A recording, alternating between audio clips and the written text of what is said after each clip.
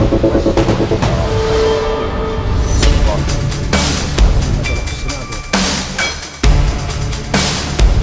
have a very large amount industry. Where the influence of foreign secretary into the country?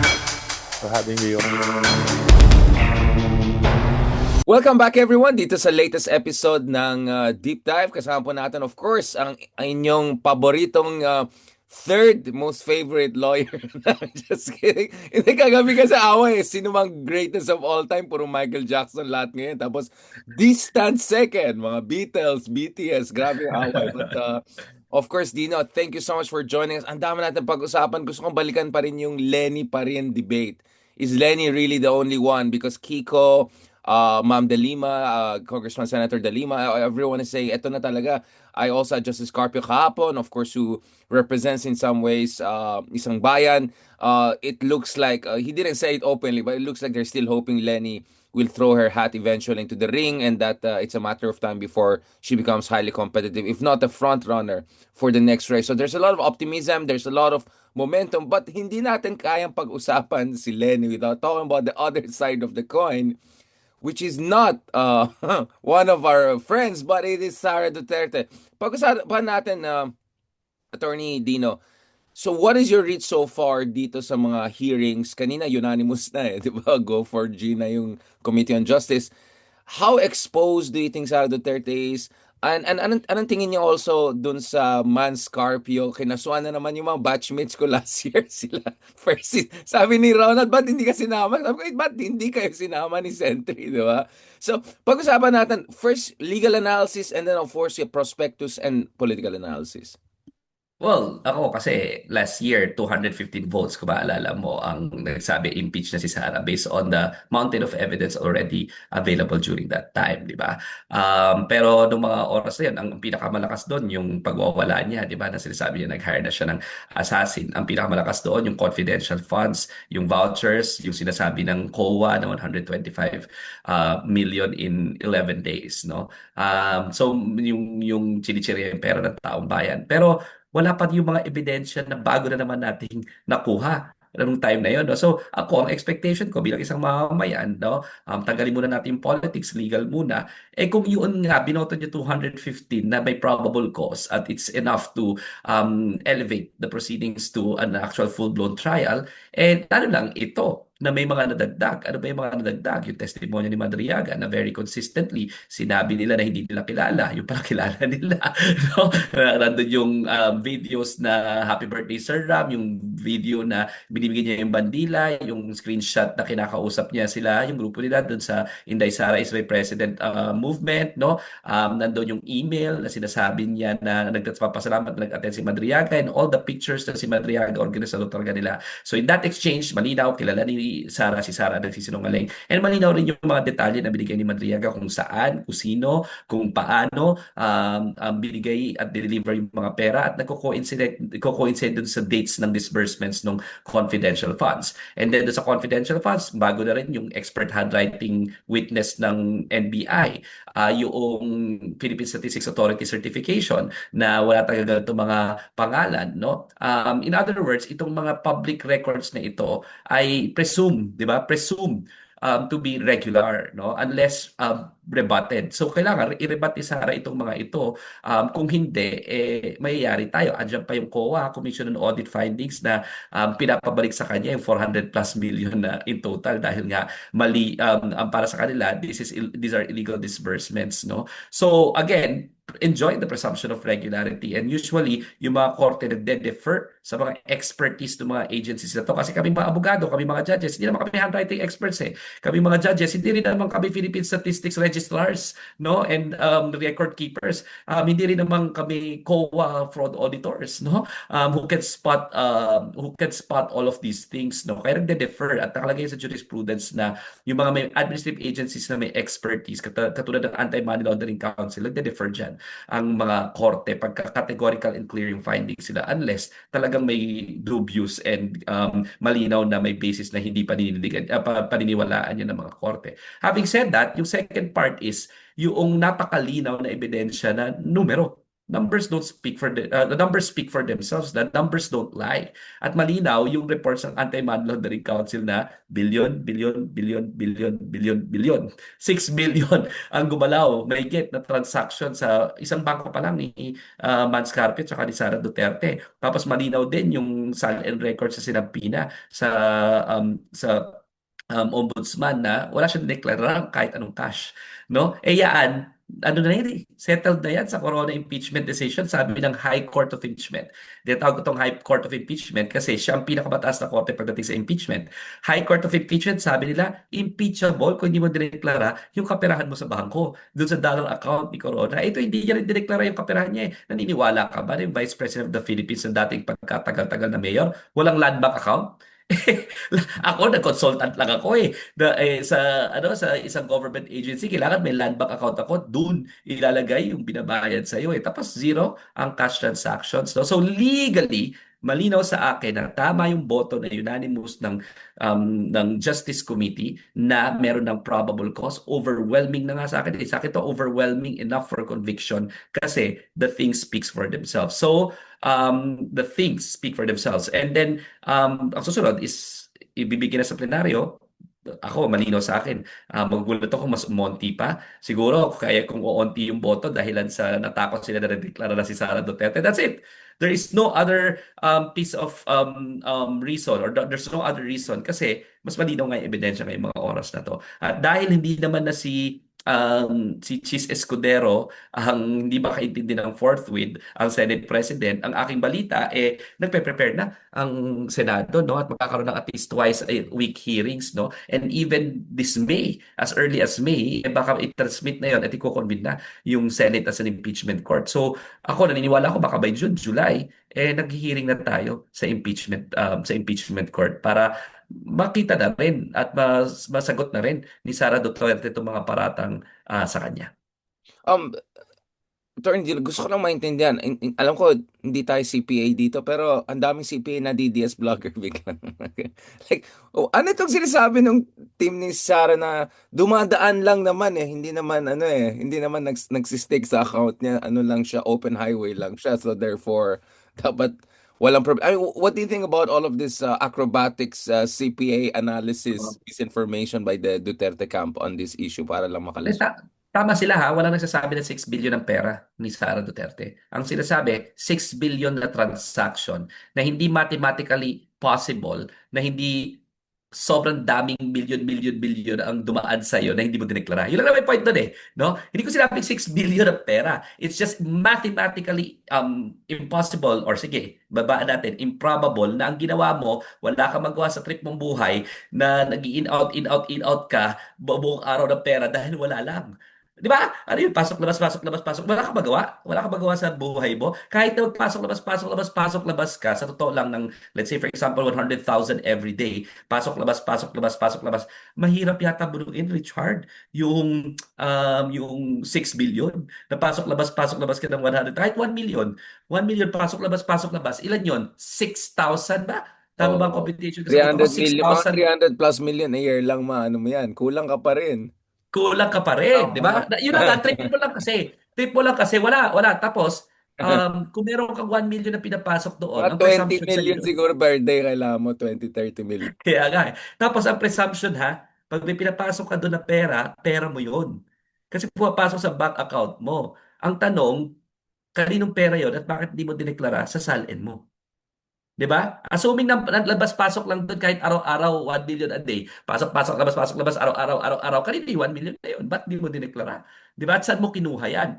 Tapos, meron pa palang isa, yung SEC records, no? Ang sinasabi na may mga negosyo kasi ito. Nung tinignan yung SEC records, ang dinideclare ng mga negosyo o yung mga audited financial statements accessible, negative pa. Nalulugi pa.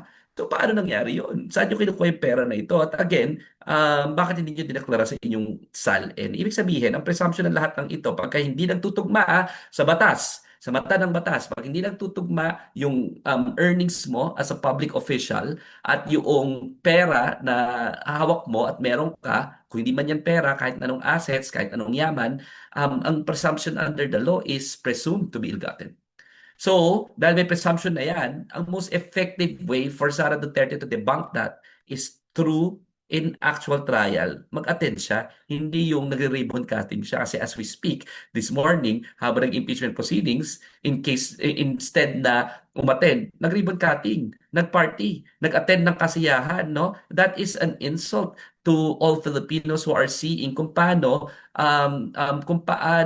maraming question doon sa pinaghirapan nilang pera. Tandaan natin yung pera na yan na pinag-uusapan natin ay pera na pinaghirapan ng bawat Pilipino. Pero siya, nagpa-party. Di ba? Yung siya, nag-ribbon cutting. That is an insult to the Filipino people and that is a contempt of the shows her contempt of the Constitution, no? Konting respeto naman sa Constitution, hindi dapat binabastos yung saligang batas na ganito. Sacred ha, sacred, sagrado ang impeachment proceedings. At kung pinapaharap ka sa impeachment proceedings, it is incumbent upon the impeachable officials to face it, to attend such impeachment proceedings. Na-shock naman ako. Oo nga, no. Ayan na naman tayo. Alam mo, hindi na may pagkano ka. Alam mo yung mga professor nung panahon ni Rizal, yung mga ganun, inuulit-ulit in Latin, yung mga ganyan, para talaga it drill into your...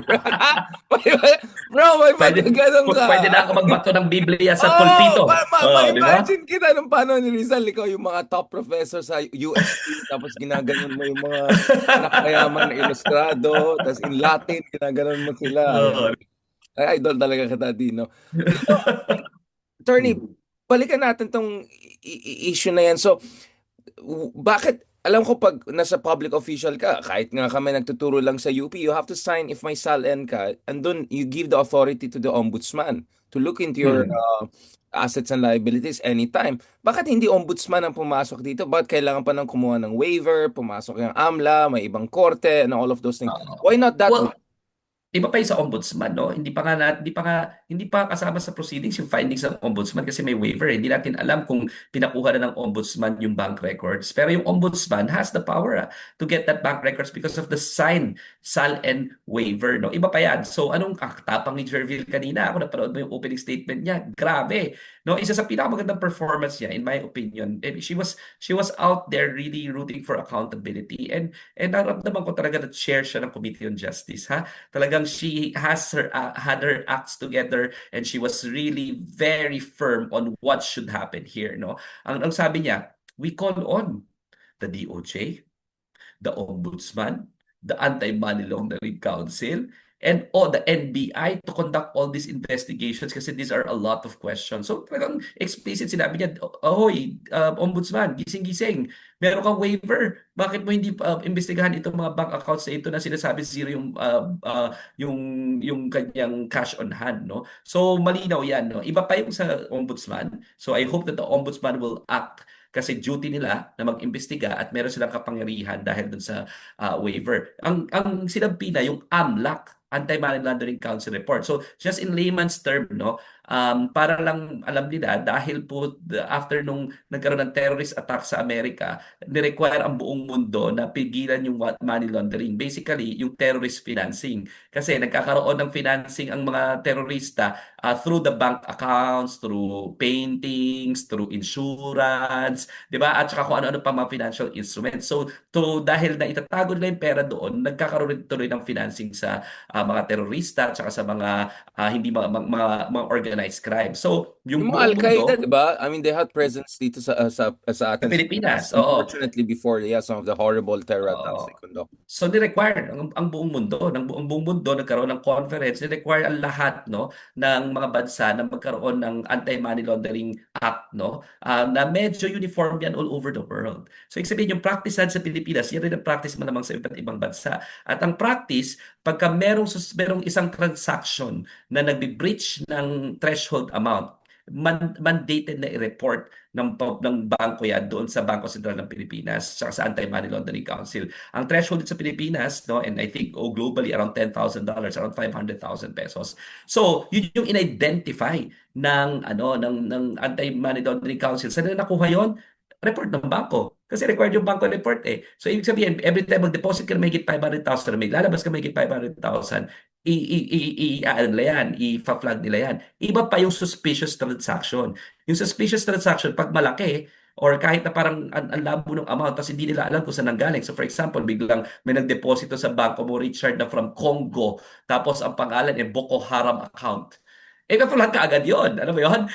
Or sa bank account ko, yung mga weird na parang Al-Qaeda, yun yung pangalan. Kahit na hindi ganun kalaki, suspicious yung transaction, ipa-flag ka agad sa Anti-Money Laundering Council. Kay Sara Duterte, apart from hundreds and hundreds of reportable threshold amount na na-breach, meron pang 30 plus na suspicious account na suspicious transactions na hindi ma-explika at na batay sa unang tingin ng mga bankero parang saan nanggagaling tong transaction na to? Parang ang tinatawag dyan, walang underlying transaction. In fact, kami mga abogado, minsan pag kami siniset up kaming foundation or minsan sa receivership ko, pag entrust yung pera, ibig sabihin, may pera kaming hawak para sa mga korporasyon, sa mga liquidation, no? Million kasi yan, no? Kami, custodian lang kami ng pera for the court, no? Kailangan ideklara namin kung saan nanggaling yung pera. So we have to what we call we have to present substantiation. Pag hindi namin na-substantiate, bigla kung may 10 milyon na pumasok sa bank account ko, hindi ko ma-substantiate yan, i-report yan sa Anti-Money Laundering Council. So yan, saan nakuha ng Anti-Money Laundering Council yung datos? Sa bangko mismo as required by the Anti-Money Laundering Act, no, na global standard. Just for the sake of people understanding, yung sa banks, although we had Justice Carpio also here yesterday na in-explain din niya yung kanyang dissenting decision, going back to the Corona case, no? Dun sa bank secrecy law, tsaka yung foreign currency bank accounts, for the sake of explanation, yung mga hindi naabot yung explanation kahapon, can you explain to people ano yung mga grounds na i-waive yung secrecy law at bakit sa foreign currency there's even higher threshold? Or Yeah. at least presumed higher Mo threshold? Oo. Sa hindi pa na nalilitigate yung sa foreign currency, no? Kung ano yung exception diyan kasi yung sa Corona impeachment, kung matatandaan mo, the impeachment court itself refused to make it something that must be litigated. Ang question nun, ipapasapi na ba natin yung dollar account o hindi? No? Ang nakalagay sa Foreign Currency Deposit Act, walang exception. Ang nakalagay, absolute secrecy. No? Para hindi confront ng Corona Impeachment Court yung question na yon, ang ginawa nila, ang sinabi na nila, pareho ng ginawa ng Justice Committee ngayon. Anti-Money Laundering Council report instead. No? Kasi report lang yon, hindi yun yung bank account mismo. Ang nakalagay sa batas sa Foreign Currency Deposit Act, no? Absolute. Bakit? Yun yung wisdom ng Kongreso para ma-encourage yung paglalagay ng foreign currency deposits here kasi it's good for the economy, it's good for our reserves, no? Pag under foreign, so yun yung way to It encourage stabilizes the our inflow. balance of payment and all. Correct, oo. So, napakalinaw na yun yung wisdom, no? As to whether or not that is constitutional, hindi pa tested. Kasi baka naman sinicircumvent ng mere law yung clear mandate ng Constitution and accountability na dapat pagdating sa impeachment proceedings, may power yung Kongreso at Impeachment Court to subpoena. So ako naniniwala, actually, kung nilitigate ito at naging na-settle ito, naniniwala ako subject to a subpoena even foreign deposits kahit nakalagay absolute at madedeclare as unconstitutional yung absolute, magkakaroon ng exceptions. Yun yung aking paniniwala. A mere act of Congress cannot circumvent yung constitutional provision on accountability. So yun yung aking pananaw dyan. Having said that, doon sa bank secrecy law for local deposits, clear kasi yung mga exceptions doon at nakalagay doon sa isang exception is in cases of impeachment proceedings. At dahil sa Francisco versus House, ito yung Francisco versus House, ito yung Corona impeachment case dati, no? Ay, sorry. Ito yung Hilario Davide impeachment case dati. Nung kinasuhan si Hilario Davide, ang sinabi, merong one impeachment a year rule. Ang question though is, when is it deemed initiated? Kailan ba na-initiate? Is it yung pag-transmit sa Senado? Ang sabi ng Supreme Court, no, na nagdi-disagree ako ng mga panahon na yon. Kasi sabi ko parang it looked like they are protecting one of their own. Binago nila. Ang sabi nila, ang impeachment proceedings is deemed initiated the moment na may nag-file sa House of Representatives at transmit yung complaint na yon sa Committee on Justice. Ano ang implication nun? Ang implication nun, yung proceedings sa Committee on Justice is already part of the impeachment process, no? At dahil part yan ng impeachment process under the bank secrecy law, impeachment processes, impeachment proceedings are actually an explicit exception to the bank secrecy act. So where do we see things going? I mean, speaking of Supreme Court, ingat lang ako dito, but the Supreme Court just recently parang inaffirm niya yung Senate's prerogative on this issue. Can we talk a little bit about that? I don't want to say more Dino kasi baka Oo. mahirapan yung certain Dino De Leon na nag-defend sa akin. Uh, so where do you see this going from here right now? And also Oo. yung attempt, 'di ba, ng Sarah Camp to get the Supreme Court involved again in this process. I'm not Correct. saying not to throw sands into the wheel, but nevertheless. Well, ako, as a officer of the court, I am duty bound to articulate my disagreement. Ako, yun yan yung paniniwala ko. I can disagree with the honorable court so for so long as I do it properly, no, and professionally, and what is expected of me as an officer of the court. In this particular instance, I feel like the court is again wrong. Kasi parang ang sinasabi ng korte is ng Supreme Court, unfortunately, in again unanimous decision in the same manner na I thought that they were unanimously wrong in the Sara Duterte case. Ang sabi nila, discretion daw ng Senate yan for so long as there's no unreasonable delay. Sa akin malinaw kasi yung sa kaso ni Chis Escudero na may unreasonable delay. They could have initiated the impeachment proceeding. Sabihin mo maraming mga rason kung bakit hindi nila ma-initiate kaagad-agad at tama yung Supreme Court doon. Pero doon kay Chis Escudero, ang dami ng unreasonable delay. Weeks and weeks and weeks pinananawagan na, ang daming mga palusot kung bakit hindi, no? So I feel like naging overly differential in that particular instance yung Supreme Court sa Senate na as if it is the discretion of the Senate when to start. And ang only qualifier na provide dito sa recent decision is if there is no unreasonable delay. Pero who determines the unreasonable delay, di ba? And in the case of Chis Escudero, I thought that there was unreasonable delay. Having said that, ako hindi discretion ang tingin ko. Ang tingin ko, ang ibig sabihin ng forthwith, and I will stick with my definition if I were a Supreme Court Justice. Unfortunately, I'm not. I'm an ordinary lawyer. Is as soon as ano yan as soon as practicable.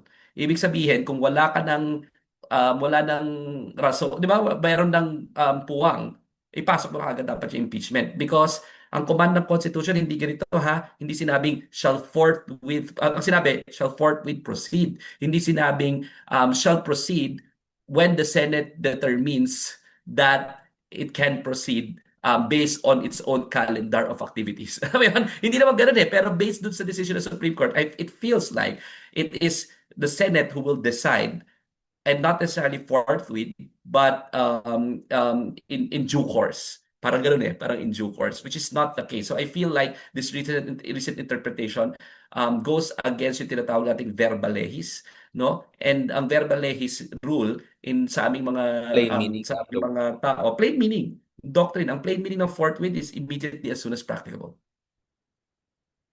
ano yung prospectus ngayon? Where do you see this going? Going to the Senate sooner than later? And I heard Associate Justice Ronald Llamas saying na medyo may 150 votes na last week pa. So baka tumaas pa yung vote na yan. At mukhang hindi kailangan ng mga sabihin natin na inducements. I'm just kidding. Mukhang spontaneous reaction ang mangyari dito. Where do we see this going in the Senate? Kasi numbers game pa rin yan. And ano bang alam natin about ombudsman? Kasi medyo uminit-unit na yung ombudsman natin at sinasabi na kakasuhan niya ng big time yung mga basically the top two leaders of the legislature last Congress. Yeah. Dapat para marami nanonood sa iyo, Richard Million ang ano mo ang reach mo So gagamitin ko na yung platform mo na manawagan sa publiko na Kinabahan ako. dapat bantayan nila yung kanilang congressman. At ngayon, sabihan na nila yung kanilang congressman na we will make you pay if you vote no. Kasi the evidence are very clear, no? So dapat may pressure diyan. Even without the pressure, I think confident naman ako that may numbers. Pero sa akin kasi dapat may walang hindi dito dahil malinaw Meron kang undeclared money sa SALN mo at nagsinungaling ka at sinabi ng AMLAC, billion-billion ang pumapasok. Ano pang numbers don't lie. At yung mga magno dito, dapat yung taong bayan pagbayarin sila. So yun yung number one. So I think talagang meron na yung votes. Naniniwala ako kay Senator Justice Ronald Llamas, no? Shogun. Sa kanya, Shogun. Oo, grabe yan. Si Ronald, marami yung mga sources eh, di ba? So, naniniwala ako pag siya ang nagsabi na mukhang mahigit 150 na kasi na-verified din ng aking mga, ano no, ng aking mga kaibigan, no, na meron na talagang may numero. Pero sana overwhelming, in the same manner na 9 out of 10. Sabi sa Tangeray survey, sabi sa Okta survey, di ba? Close to 8 out of 10 Filipinos would want to see an actual trial kasi pera nila yan eh, no? So, patutuloy na yan. Ako, ang tingin ko, as early as end of May or baka first week of June, baka nagtatrial eh. Baka nagtatrial. As of June, no? We're looking realistically. So could maybe the month na habulin ng ombudsman tong mga malalaking senador. And this is where it's like the politics comes in kasi numbers game din to eh. Kung paano yan? Hindi natin nahanap si Bato. Si Bongo nasa gray zone. Yung isa, si Robin Padilla gusto nang lumayas ng bansa kasi nag-give up na sa ating bansa. Sana sa lalo madaling Tapos yung panahon. tatay papakulong. Like, ano ba mangyari dyan, Dino? Ano ba tinitig? Ano bang sinasabi ng Tweety Birds mo? Kasi si Falsis at saka si Ronald, maraming Tweety Birds eh. Eh, yung Tweety Birds mo, anong sinasabi? Ako wala akong Tweety Bird, meron lamang akong mga kaibigan, di ba? Sige, mga kahit ating mga Sabi nga ng Vice President sa friends. kanyang libro, kahit mga ibon din pala yun, di ba? Ano, ang isang kaibigan, may isang kaibigan ba yung title, tapos puro mga ibon din yun. So, Yung owl at saka. oo, palanganan natin merong isang kaibigan. May mga kaibigan naman tayo dyan. Ang ano kasi yung Senado, the way it operates, lahat sila republic on their own, di ba? Kasi 24 eh. And sa akin yan, dapat kulang na kulang na yan kasi 24 pa noon, grumo na yung ating bansa, no? By, I don't know, may doble na yata ever since 1987 yung ating population, no? Having said that, tandaan natin na siyam lang sila ha, sa minority. Ang kailangan mo ay 16. May isa lang na bumaliktad dyan, pwede na. Pwede na, di ba? Eh, para sa akin, sa totoo lang, bukod sa ito ang tama, bukod sa dapat may malinaw na ebidensya, baka nga may bumaliktad na eh. Kasi malinaw na ebidensya, tandaan natin nung kay Corona, majority of them didn't want impeachment ha. Pero when the numbers were shown very clear, they had no other recourse but to convict, no? Ganyan rin, ito malinaw. The numbers are shown. I think they will have no other recourse but to convict. Otherwise, the people will make them pay. Yun yung one. And number two, apart from that, marami kasing levers na pwede i-pull, di ba? Sabi mo nga, pwede kasuhan ng ombudsman. Totoo naman na dapat kasuhan. Dapat nakikisama. And usually, yung mabait, di ba? Tatahimik ngayon nila Joel Villanueva, hindi na nagkaganon-ganon ng lamesa. Ang tatahimik nila Chis Escudero, di ba? Ang tatahimik ng mga ito ay bakit? Alam nila may kamakaso sila eh. No? So baka naman may mga levers na makisama sila, no? Makisama sila, baka naman mapatawad sila, do what the right thing, no? Not because takot sila, pero ito naman talaga yung tama eh. Baka for once, kailangan we should keep you in your lane to do the right thing, di ba? Hindi dahil pinipwersa sila sa mali, pero pinipwersa sila sa tama. Di ba? Yun naman talaga eh. Dapat minsan talaga Wait. pwersahin So, sila sa ang tama. suggest mo, you tell them, uy, umayos naman kayo, baka may ano, kaya mag-redemption na kayo. Tapos pag boto niya, ayan, kukulungan na namin kayo after bumoto kayo. Baka yun ang Oo, mangyari. oo, Baka oo. Baka kukulungin naman after bumoto ng tama. baka naman at least dahil nag-redemption sila, nakulong hindi lang sila nakulong sila pero hindi na sila pumunta sa impyerno kasi may redemption naman. Oh, Pero actually, ito we're kasi as helping it is, them. Ano ba? Spiritual at saka physical redemption. oo, ito kasi nakulong na nga, mapupunta pa sa impyerno tapos Correct. hated pa ng Correct. publiko. 'Di ba? Ito baka hindi na sila maging hated ng publiko eh, baka nga mapatawad na sila, baka nga lumamig yung ulo ng mga investigador eh. 'Di ba? So ito kasi lalong pag ginagawa mo yung masama, lalo kang didiinan. Natama lang. Natama lang, 'di ba?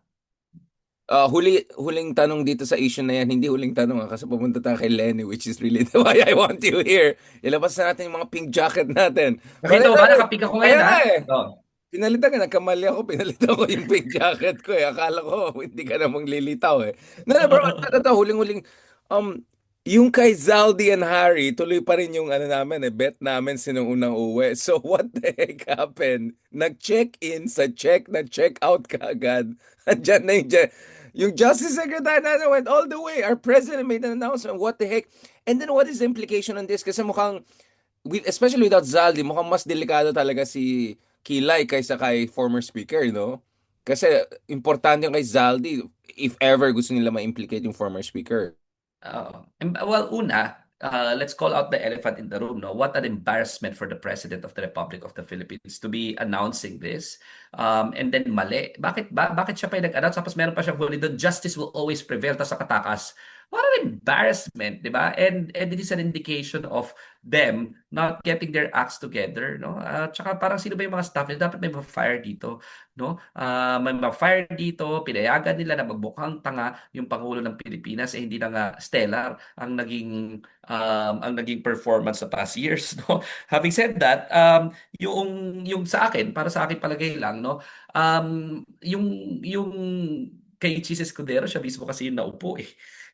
Naupo doon sa budget deliberations. Unheard of as the Senate President being the one to really sit down there. Parang it breaks all protocol, no? Na siya mismo yung pipirma pero siya rin yung nag-prepare at siya rin yung nag-staff work, no? Parang kalokohan yun, no? And ibig sabihin talagang hands-on at may kinakamada. Yun ang walang ibig sabihin yung kundi may kinakamada siya dun sa budget, no? And then yung si speaker, no? Siya rin yung pumirma. And of course, hindi ako naniniwala na overall, di ba, blind ang House leadership sa mga nangyayari. Having said that, I agree with you na Zaldico will be the crucial link. Pero hindi ko rin pinagkakatiwalaan si Zaldico kasi dahil siya yung pinaka-involved dito and naturally magtututuro siya sa mga nasa taas. Idadrag niya sila BBM, idadrag niya sila speaker, and sana idrag niya rin pati ito sila Chis Escudero. No? So even if si Aldi Philippines, dubious kasi, polluted kasi yung kanyang magiging mga testimonies, no? So I would be more comfortable in getting other witnesses other than Zaldico because Zaldico is not reliable, has the natural incentive to lie just to save himself. Right. And speaking of, it's a very frustrating situation. So do you agree with the suportahan ba natin si Senator Robin Padilla na nalayas na siya kasi wala na siyang pag-asa sa sistema? Are we at that stage, Dina, na we have to fully support our great senator? Well, nagtataka lang ako na wala ng pag-asa na sistema nung number one siya, no? Di ba? Nag-number one siya na wala ng pag-asa na sistema. He is a senator of the Republic of the Philippines. What is he doing to actually improve the system, no? Yung performance niya Marami talaga. din, no? Dahil sa kanya, walang nanalo na artista nung nasa election. Di ba?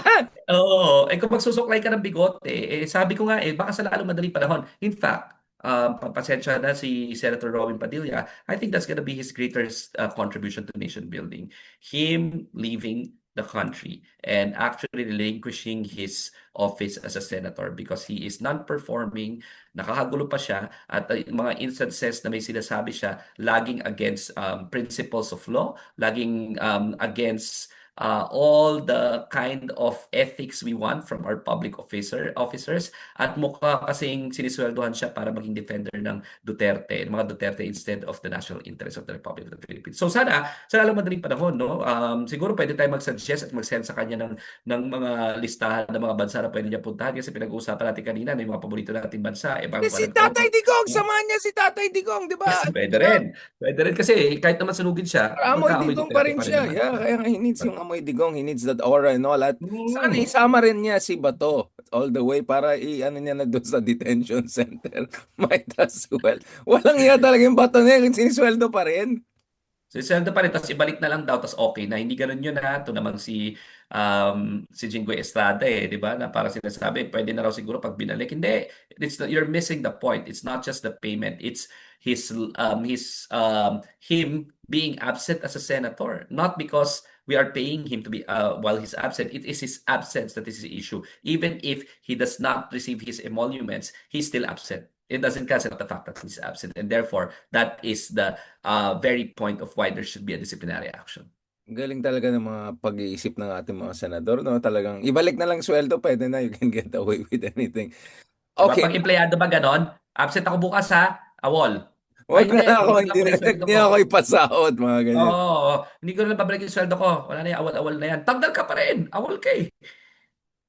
Di ba? Pero pag binalik mo yung sweldo mo, pwede ka na magreklamo. Bakit? Binalik ko nga, di mo nga ako binayaran eh. Ikaw pa nga hindi nagbayad sa akin. Tapos, awahin mo pa. Ako Oo na nga. yung di ba? Ito Oo na, nga. ito na huling part, pero actually ito yung dahilan na in-interview kita today, Attorney Dino. So where do you stand on this Lenny debate?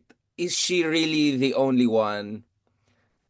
Or are there other options? Or as I suggested, actually, if she doesn't run, she'll still be the important factor to decide sino yung mga standard bearer. Ang suggestion ko is, if she's not gonna endorse someone else, she should endorse a process by which someone else will be chosen. And I think that's really the best thing that could happen for the pink movement. I am still wishful thinking and I'm still hoping because I really think and I having the rare privilege of seeing Vice President Lenin Robredo up close during the 2022 elections and even earlier than that, no. I honestly believe that the Philippines deserve that kind of leadership na wala kang masasabi, masipag, sabi ko nga right from the very start, si VP Lenny, yung kampanya, siya mahuhuli sa kwarto at siya maunang darating doon sa venue kung saan dapat mag-meet. No? 1:30 AM, ando na siya ng mga 5, 4, nakapostura na, no? And she is very hardworking. Ang layo ng tanda niya sa akin, pero yung katawan lupa ko gusto na mag-give up. Pero si Lenny, VP Lenny, nandoon, no? So she's very hardworking, she's very dedicated, she's into public service, her heart is in the right place, ekonomista, matalino, abogado. I really honestly think that she is the best person to lead our country. Having said that, hindi rin naman ako naniniwala na siya lang ang sagot, no? Ang sagot actually, no, not a single personality. It's our collective effort as a nation to fight for our country and to choose to make difficult choices, no? Ano yung mga difficult choices na yan? Hindi pwedeng naghahanap tayo ng as if pure na wala tayong criticisms. Because even Lenny Robredo, we may have all our criticisms against her, even I, no? Meron ako mga things na pwede ko sabihin, di ba? Na parang ito sana, ganito sana, ganyan sana, no? Pero we are all imperfect human beings eh. And ibig sabihin yan, ang sagot hindi dun sa almighty person na almighty God na gusto mong gawing presidente. Hindi. Ang sagot nasa taong bayan looking for an alternative if just in case, 'di ba? Just in case. Whoever that alternative may be. Maybe Lenny Robredo, it may be Lisa Ontiveros. Bias ko lang talaga at this point is VP Lenny Robredo, no? Apart from the fact that she has the numbers, I've seen her up close, no? At pasensya ka na Richard, pero naniniwala talaga ako na she will run. Bakit? Kasi seeing her up close, she will not say no if the country needs her. And she will not say no to making sure that she will do her very best, no, for the country. I know that she loves Naga, but Naga will also largely benefit naman sa kanyang presidency, no, kung presidente siya. So para sa akin, hiramin na lang siya ulit sa Naga. So ewan ko kung alam ko sinasabi niya wala siyang balak ngayon, hindi daw siya tatakbo. Yan yung desisyon niya ngayon, no? Pero when there is a need, ang lagi ko sinasabi, VP Lenny is mission ready. That's just me and my impression, no? I might be wrong, but I have no doubt, zero, na she is the kind of person na mission ready. Lahat sa kanya ito mission eh. Pati naman yung pagmamayor niya ng Laga, mission. At kung ang mission, hindi naman dinedefine ng tao eh. Ang mission dinedefine ng circumstansya at pangangailangan. At kung may pangangailangan at may circumstansya, I think, I have no doubts, Lenny Robredo will respond to the mission. Para ka ng presidential spokesman ang gano'n na tayo ngayon Ay, ano ako, para no doubt, gano'n Alam mo yung mga gano'n. Strategic communications, ticking all the boxes. But, okay, but what would make her run? Kasi, syempre, ayaw ng tao na naman, last minute na naman, na hintayin natin hanggang next year. Although I would completely understand that kasi she wants to focus on Naga, 1 year pa lang siya mayor, sinasabi niya yung bureaucracia, ang daming issues, gusto niya ibalik yung golden era ni Jesse Robredo governance, etc. So baka Lenny's point of view is, wag niyo ako i-rush. If this is meant for me, maybe next year I'll decide. Yung iba naman point nila, wait lang, na naman tayo, hintayin na naman tayo hanggang next year. By that time, baka recover na naman tong mga DDS.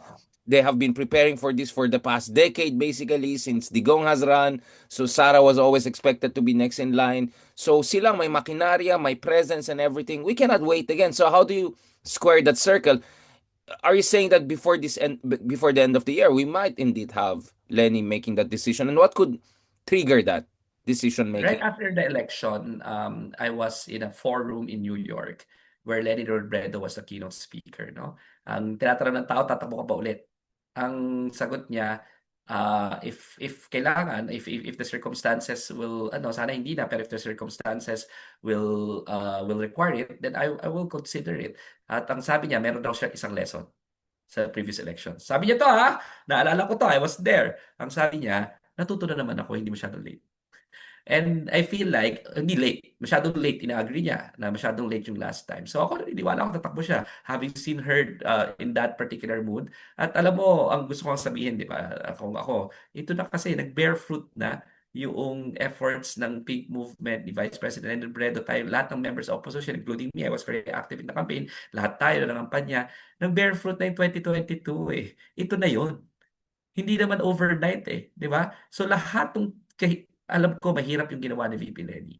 Alam ko masakit na matalo. Lahat tayo nasaktan. Ang dami nag-absent sa mga offices. Di ba? Lahat ng tao naluluha nung At saka yung pinapakinggan yung stress kay Rosas. Ma'am Lenny, the stress, the threats, Oo. everything. I'm actually a Everything. very appreciative understanding of her. Yeah. Yeah, ang hirap. Ang hirap ng pinagdaanan niya. Ang hirap ng mga atake sa kanya. Ang hirap. It takes a toll in you yung ano on you yung pamangakampanya. Ang hirap. Sobrang hirap. One of the most difficult things that I've seen. I've experienced in my life, no? Ang hirap talaga, physically taxing. Intindihan ko 'yon, pero ito na 'yun eh. This is the fruit of all those hard house to house na ginawa natin, the people's campaign, trying to convince and talk to everyone, paggawa ng mga kanta, paggawa ng mga placard, pag-aambisyon at pangangarap ng isang maganda, mabuting bansa and inspiring everyone else to be in that movement. Ito, ngayon na siya nag-bear ng fruit.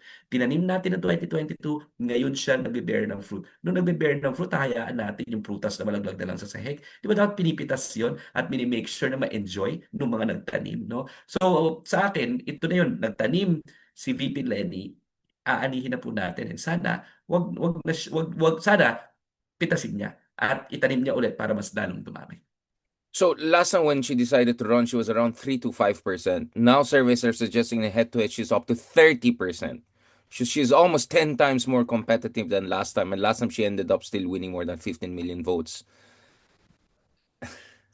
What do you think explains yung super jump niya? Kasi one of the biggest developments, at least I think kami ni Prof. Ranjit among others similar read namin, is yung meeting niya with President BBM. I think that meeting, actually dalawa, di ba? Or tatlo. I think dalawa yung sa Malacanang. Pero yung talagang nag-viral is yung pink medyas moment with the President. Kulay rosa sa medyas. I mean, that for me, I think was the really decisive moment. That dun you could see everyone could rally around Lenny because everyone has been paying homage to Lenny, di ba? Including Sara Duterte, controversially the other year.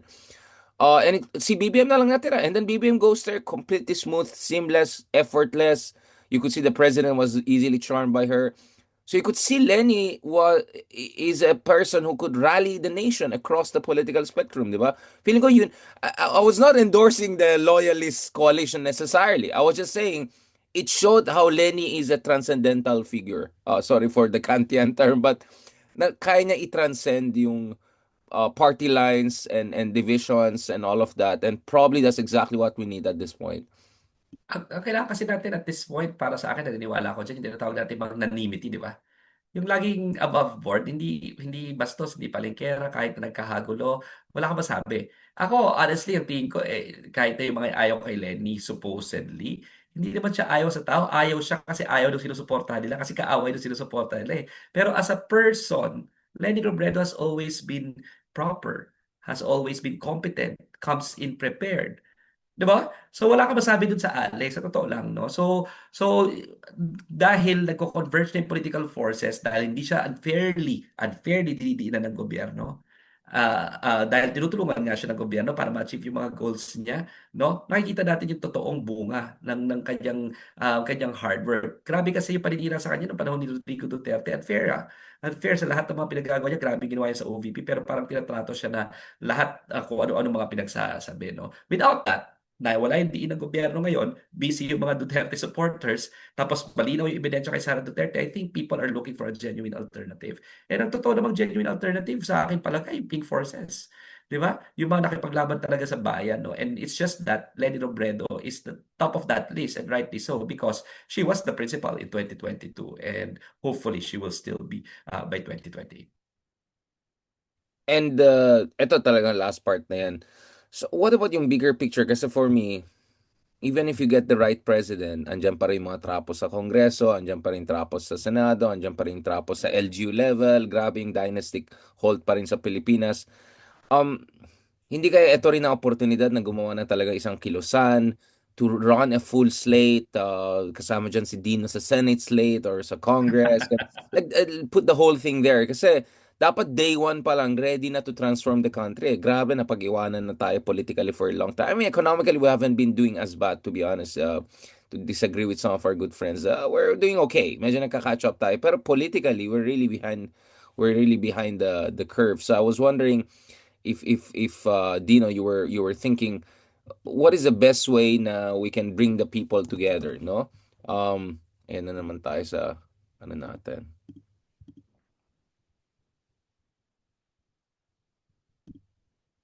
Wait lang guys, ayun na naman itong mga lumang.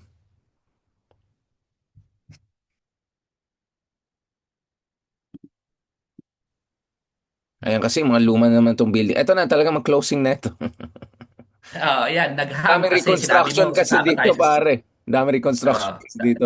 Sabi mo Pero kasi sasama sa Senate. Ayan, nag-hang. ang Ito ang ano ko dyan. yeah, anong gagawin? Yung buong kilusan, buong movement, buong slate. Kasi Oo. day one pa lang, you have to get the ground going. Napag-iwanan talaga tayo politically eh. Oo. Marami tayong hahabulin ha. Ang daming mga karating bansa natin have developed already. Marami kailangan tayong habulin. And tama si Lenny, it doesn't take one person. Walang savior mentality. And ang demokrasya built by everyone. No? Lahat tayo stakeholders sa demokrasya. And it's always what we call a continuing experiment. No? Pag-eksperimento tayo, pero lahat tayo kasama. Hindi nag-eksperimento isang tao. Sanay kasi mga Pilipino may isang tao na pinag-eksperimentuhan tayo lahat. Baliktad, it has to be all of us in that experiment, stakeholders, we have to have the skin in the game. And hindi pwede, nakita naman natin, grabe yung gains ng panahon ni Pinoy, wala nang classroom backlog, yung 4Ps, yung poverty, ang laki ng binaba, no, na-improve yung education, na-improve yung literacy rate, grabe yung major infrastructures, no, et cetera, et cetera, armed forces modernization, grabe, okay yung foreign policy, okay sa West Philippine Sea, marami rin problema si Pinoy, pero grabe yung developments, pero all of the developments can be reversed in one term.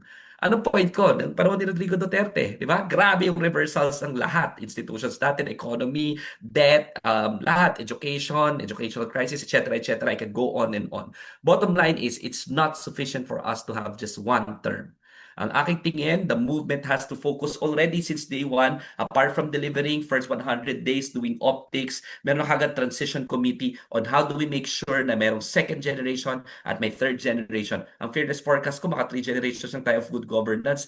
Grabe ang Pilipinas eh, no? 3 generations of good governance. Pero, ang tanga naman ng movement kung pipigilan pa nila after that, no? Pero natural kasi yung, natural yung Big and pendulum of thug. power eh. Oh. Oo, yung ping-pong eh. Pero wag naman ang tagal doon sa kabila ng pendulum. 'Di ba? Tapos bago mabawi 3 terms, 4 terms, 'di ba? Dapat mas matagal sa good governance yung pendulum and then sige, mag-experiment ulit tayo once our institutions are strong enough to withstand such kinds of experiments. Makukuha ko kung sometimes it switches the other side para yung mga good governance will also be good governance icons, good governance forces will be kept on their toes. 'Di ba? So okay na sa akin mag-swing yung pendulum pero patagalin naman natin yung swing this time sa good governance. Ang akin, ang wishful thinking ko, 3 generations at the very least. 3 presidencies. And then we can do another experiment. Or pwede one presidency with declare dictatorship 20 years and then with it will be a good dictatorship, our country dictatorship. Ayan na naman tayo eh. Mambubuking na naman tayo eh. They don't like dictators unless it's their own dictators. No, Correct. but, on that note, not the dictator note, I mean the note na kailangan natin ng sustained good governance. Hindi pwede one term lang, half a term lang, especially after all the damage done to our political institutions.